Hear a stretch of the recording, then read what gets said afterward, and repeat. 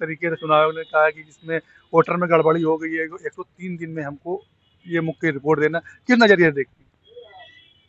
इनका जानते ही है ना, 3 में 3 का गुणा होगा साहब तो 9 होगा।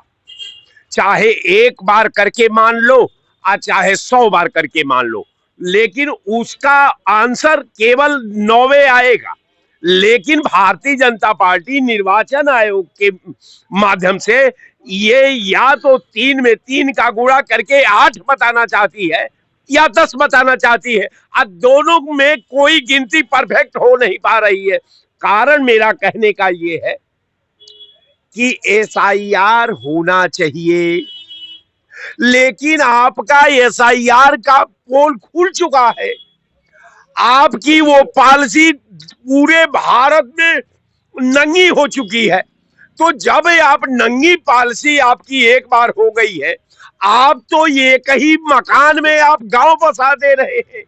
अब बताइए कि आप ही की रिपोर्ट है कि एक मकान के अंतर्गत आपका निर्वाचन नियमावली अधिनियम का आपने इतना सम्मान किया है, उस कैडर का ख्याति इतना लोकतांत्रिक प्रक्रिया में बढ़ाया है कि एक मकान में अगर 4271 वोट, हिंदुस्तान का कोई मुझे मकान हिंदुस्तान के नक्शे में नहीं दिखाई देगा कि कोई ऐसा भी मकान हो जिसमें 4271 मतदाता हो।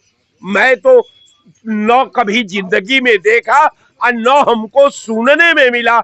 4000 वोट वाली ग्राम सभा होती है, लेकिन ग्राम सभा को मकान में तब्दीली सरकार कर देती है। कहने का मेरा मतलब कि एसआईआर के नाम पर देश के लोकतंत्र को, भारत के संविधान को, पूरे देश की आवाम के साथ ये निर्वाचन आयोग जो है खिलवाड़ कर रहा है, उसके भविष्य के साथ खेल रहा है, उसके परंपरा के साथ खेल रहा है, अपने सिस्टम के साथ खेल रहा है, और वो केवल एक पार्टी का सरकार बनवाने में पूरी सारी एनर्जी को समायोजित कर रहा है। यही निर्वाचन आयोग की प्रक्रिया है।